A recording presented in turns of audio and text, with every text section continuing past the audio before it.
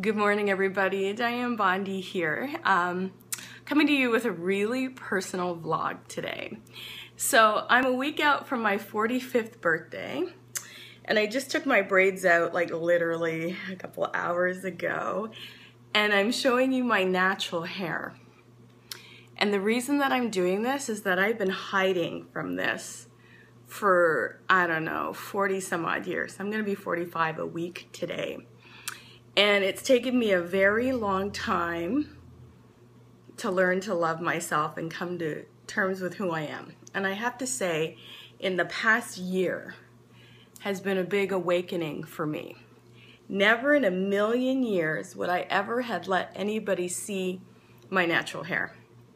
I took it out last summer while I was teaching teacher training, and I kept it underneath a scarf for the week that it was out, and I couldn't wait to get my braids back in. And I'm not saying that there's anything wrong with liking to have braids in your hair or wearing weaves or wearing wigs, because I do all of the above, because I like to change my look and I like to add color to my hair, and I don't want to damage my hair. But this is the first time in my entire life that I've actually made peace with my hair. I know this seems bizarre to people, but it's a big moment for me to share this with you. I almost feel like crying, and so if I cry, please disregard me here.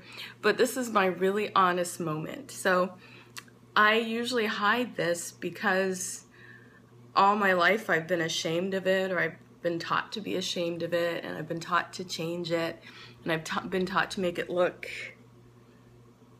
more like other people's hair, more like white people's hair, and that there's shame somehow, or there's less than somehow in this.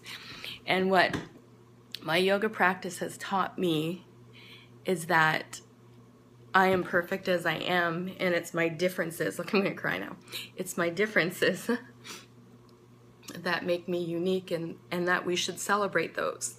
So as I'm watching what's going on in the news today, I'm especially disturbed by what's going on in Indiana.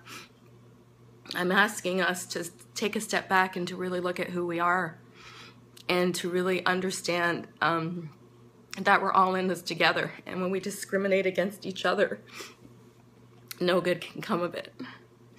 But I just wanted to share with you, this is what I look like without my braids, without my weaves, without my wigs, and this is what I've come to be proud of, exactly who I am as I am.